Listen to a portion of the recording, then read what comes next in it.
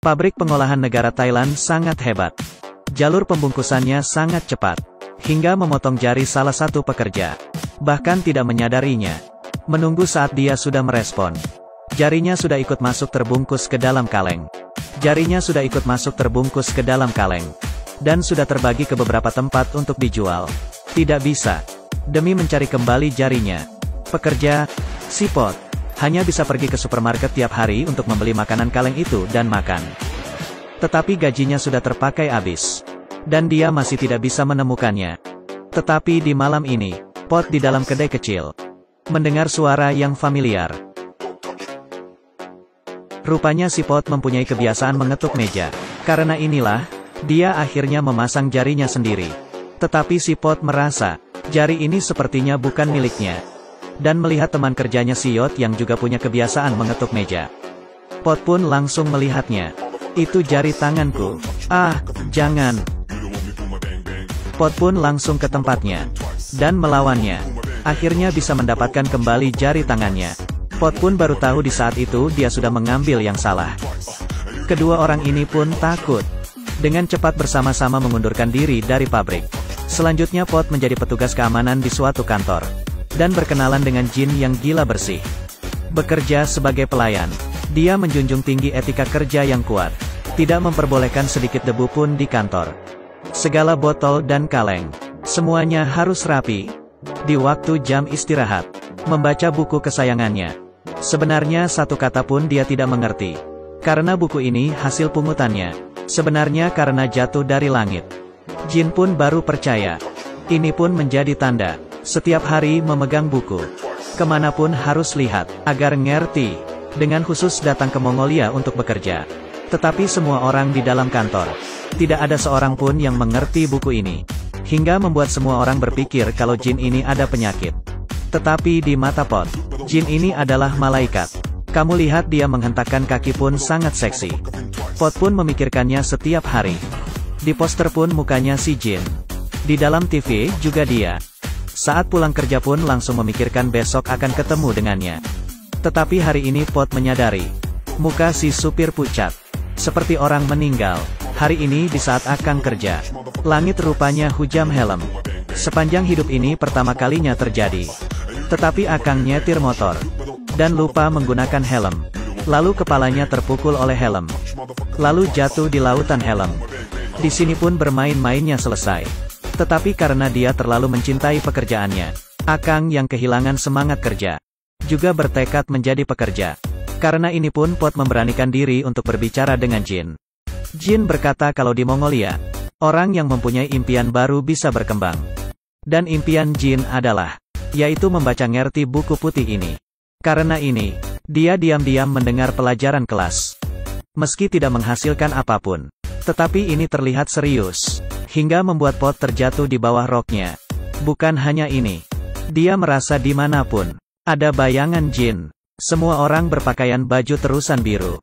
Karena terlalu lama jomblo hingga muncul halusinasi. Pot memeluk erat Akang. Yot yang melihat teman baiknya begitu bucin. Membiarkan dia dan Jin untuk naik bus. Terkenal bahwa bus di Thailand itu sangat penuh dengan orang. Bahkan tante tidak bisa menahan lagi dan berkata, jangan mendesak lagi, kalau mendesak lagi nanti jadi suami istri. Kamu lihat Yot dan pacarnya. Juga beneran sudah menjadi suami istri. Pot juga ingin mencobanya. Tetapi Jin mengatakan kalau dia alergi dengan bus. Aku buang masih ada yang begini. Tetapi dia setuju untuk naik kereta bawah tanah bersama Pot. Meski tidak seperti bus yang begitu sesak. Tetapi Pot tetap senang. Dan menyadari kalau Jin benar-benar alergi terhadap transportasi umum. Tidak mempunyai hidup seperti layaknya puteri. Tetapi punya penyakit puteri. Demi melindungi sang puteri, Pot keluar dari pekerjaannya. Dan menjadi supir taksi. Tiap hari bisa mengantar Jin pulang pergi kerja. Tentu saja, kadang-kadang bisa ketemu dengan penumpang yang aneh. Penumpang ini sangat aneh. Karena dia tidak memedulikan barang apapun. Semuanya dijilat. Di hari yang terik ini, pun bisa menjilat muka orang. Membawa dia pulang ke rumah. Menjadi alat pembersih rumah, TV, piring dan sepatu. Dan juga lantai. Semuanya dijilati hingga bersih. Pot pun sudah tidak tahan lagi. Langsung mengelem mulutnya. lalu membelikannya permen tangkai yang banyak, untuk dia jilati. Tetapi tetap saja tidak bisa mengubah sikap aneh ini. Malah menakuti penumpang lain hingga lompat dari taksi. Selanjutnya, dia pergi karena dimarahi oleh tante-tante. Pot pun akhirnya bisa menyatakan perasaannya ke Jin. Tetapi dia ditolak. Hatinya terluka dan tidak bisa berpikir jernih. Ingin menyampaikan selamat tinggal dengan dunia. Tiba-tiba muncul nenek yang sudah meninggal. Meski sekarang sudah menjadi seekor cicak. Rupanya saat dia terlahir kembali, tetap diam-diam memerhatikan cucunya. Dan membuatnya berpikir ke depan. Meski Jin sudah menemukan orang yang dapat mengubahnya sepenuh hidup. Yaitu si Peter, pejuang lingkungan. Dan memastikan, buku putih ini ada hubungan dengan perlindungan lingkungan. Karena ini, Jin bergabung dengan organisasi perlindungan lingkungan. Suatu waktu membawa kantong, kemanapun untuk memungut botol plastik. Kamu lihatlah, mengumpulkannya hingga rumah penuh. Setelah itu pun harus dibersihkan dan digunakan kembali. Dan memberikannya ke orang di sekitarnya. Ini pun hanya Pot yang mau menerima. Yang lebih menakutkan lagi, rumahnya dipenuhi dengan botol plastik. Di dalam rumah pun tidak ada tempat untuk menginjakan kaki.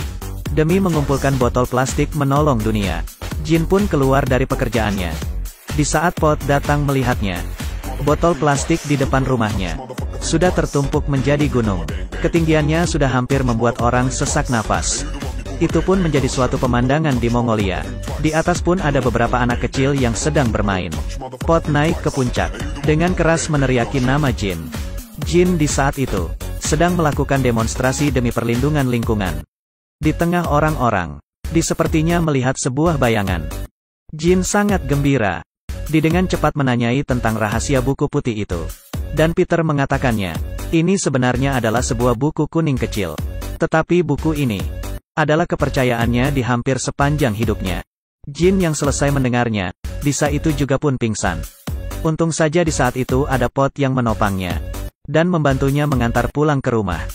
Tetapi Jin yang tidak bisa menahan semuanya, berubah menjadi murung, dan memutuskan untuk pulang sementara waktu. Karena ini, Pot pun juga meninggalkan Mongolia.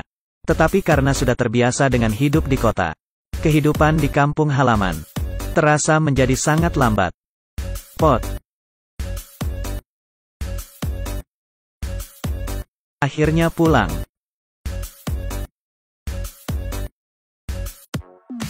Lalu, Pot pun memutuskan untuk kembali lagi ke Mongolia.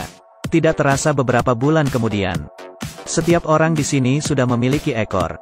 Sekarang Pot yang belum memiliki ekor, menjadi seorang selebriti. Tetapi hati Pot terus memikirkan Jin.